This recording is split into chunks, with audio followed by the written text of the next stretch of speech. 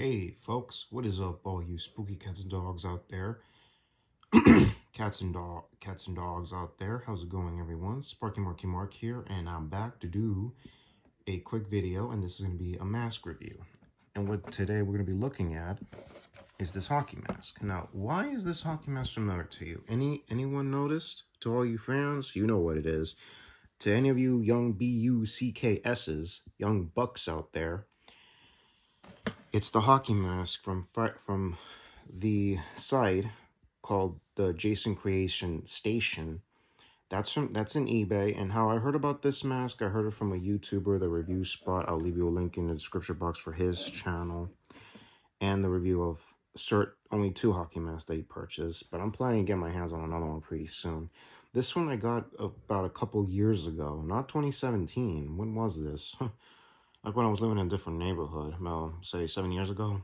Sorry about that, 7 years ago. And this is directly from, and what does this hockey mask look familiar? What movie is it from? I'll give you a quick hint. It is from Friday the 13th Part 3 in 3D. Here it is, everybody. Friday the 13th Part 3. Cool lenticular subcover. And yep, this is the hockey mask that is worn by 2 guys. We assumed it was only one dude named Richard Booker, a circus performer from Great Britain who didn't like horror films, needed a break in Hollywood, and he played the villain very well. And unfortunately, and also a stunt double by the name of Mike DeLuna, who did stunts double Richard Booker in a couple scenes. So yeah, he played Jason, and in some parts, Richard Booker did some of it, or most of it. But sadly, Richard Booker's no longer with us, but Mike DeLuna is. So let's give a quick look and design and description of this mask, shall we?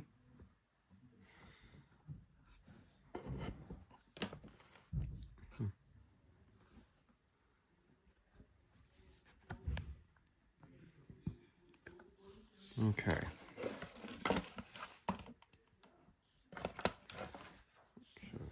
Hold on a second. Now this mask is very, very unique, very beautifully, and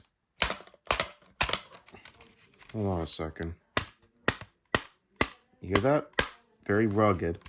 But what bothers me, what I saw on the review spot's video, it should have an initial JCS, which stands for the Jason Creation Station.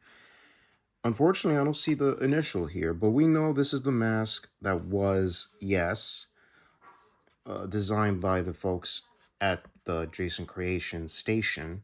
And you have yourself a leather belt that you can strap onto your head, or you could just leave it hanging in your man cave, for that matter. All right, here's this is a loop that you can put your belt. You see right here. Depends how big is your head size. I'm a size 24, if that is. And I gotta say, this is a good mask, very unique in a way. Very hard. I mean, this is a very ruggedness of a mask. And very good. You want to collect these, or you want to leave them hanging in your wall. You could wear one of them once a year on a certain day.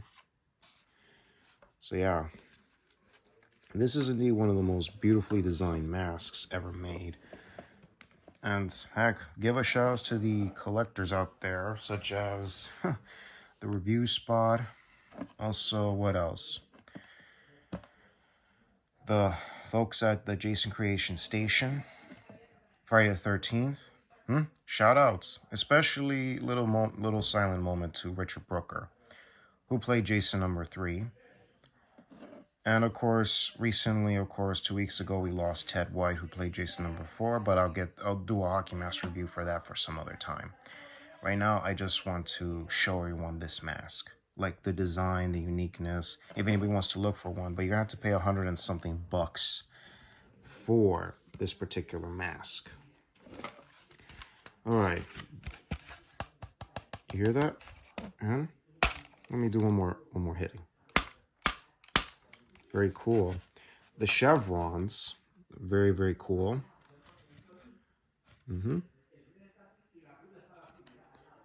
Very well designed, I gotta say. And if anybody's seen my links in the description box for the videos of Legacy of the Mask, interview with author Peter Bracke and people involved in part 3, Richard Brooker, and who else? They talk about the design. After the success of part 2, they realized that the sack wasn't working, and what happened?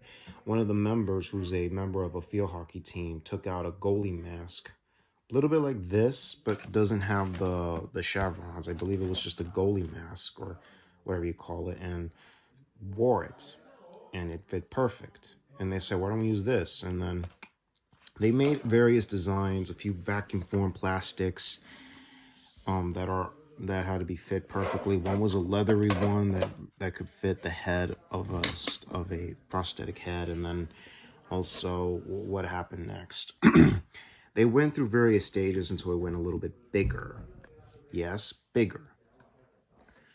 And how big did they want this mask? How big? And it went through numerous stages, like you just heard in that video. If anybody doesn't know, I'll leave you the link in the description box down below for that video.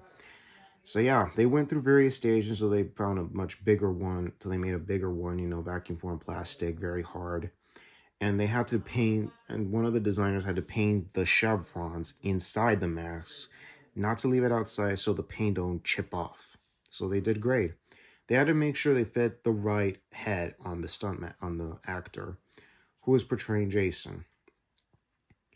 So yeah, Stan Winston was involved, believe it or not, in part 2, I believe. No, sorry, in part 3. Sorry. So that was like the early days of Stan Winston's involvement in part 3. And I don't know if he wasn't heavily involved in it, but he was involved, Heck, he won many Oscars and such. And the holes are very beautifully detailed. You see? This is the part 3, everybody. And since then, people have been getting hockey masks. And people think, and this became the trademark of all the Fridays that have come after. First one was just a boy. The second one was a young adult Jason with a tater sack. It had a little reference to the Elephant Man or the Town That Dreaded Sundown inspirations, but who knows. And then part 3, we got this. We got this, everybody. So yeah. Everybody wants to get one of these, leave a link in the description box down below. And also, the Legacy of the Mask. So yeah, y'all. Anyways, this is Sparky Marky Mark signing off. Y'all take care. God bless you and enjoy the weekend and enjoy Halloween. Yeah.